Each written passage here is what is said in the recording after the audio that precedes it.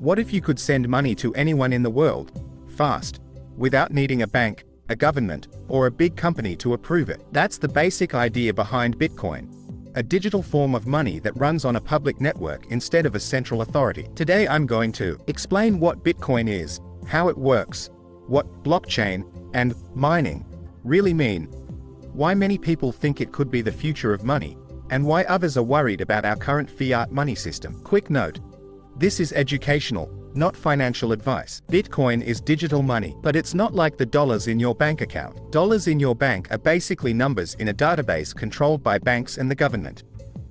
Bitcoin is also numbers in a database, but the difference is, Bitcoin is decentralized. That means, no single government, bank, or company controls it. Instead, Bitcoin is run by a worldwide network of computers that all follow the same rules.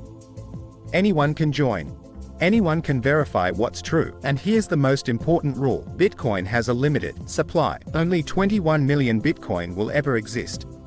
That's built into the code, and the network enforces it. Now let's talk about the blockchain. Think of the blockchain like a public notebook that records every Bitcoin transaction ever made. Each page in the notebook is called a block. When a page fills up with transactions, it gets sealed and linked to the previous page. That chain of linked pages is the blockchain. Because it's public, thousands of computers around the world keep copies of this notebook. So if someone tries to cheat, like spend the same Bitcoin twice, the network rejects it, because everyone can compare notes. So who adds new pages, new blocks, to the blockchain? That's where mining comes in. Mining is a process where computers compete to solve a very hard math puzzle.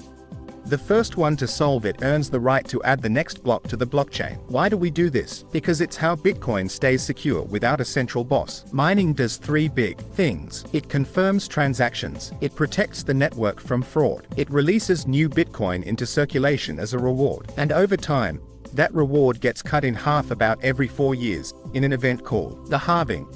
That's part of why Bitcoin is considered scarce. Now, let's talk about performance. Bitcoin has been extremely volatile, big ups and downs.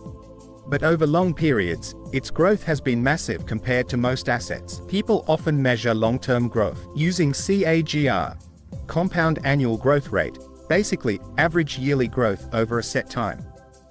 Sites that track Bitcoin's rolling 4-year, 5-year, and 10-year CAGR show it has historically been very high, although it has generally trended lower over time as the asset has matured. Important: the average return depends heavily on what start date you choose.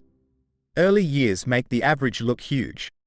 Later years are still strong, but less extreme. So the honest takeaway is, Bitcoin has had some of the strongest long-term returns of any major asset, but it comes with major volatility and real risks. Gold is valuable partly because it's hard to produce and there's a limited amount. Bitcoin is similar, scarce, 21 million cap, expensive to produce.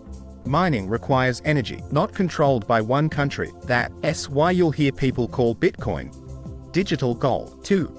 Decentralization. If you don't trust governments, banks, or corporations to manage money fairly, Bitcoin is attractive because it's a system where the rules are public and enforced by the network, not by a leader. 3. It's borderless. Bitcoin can move globally without asking permission.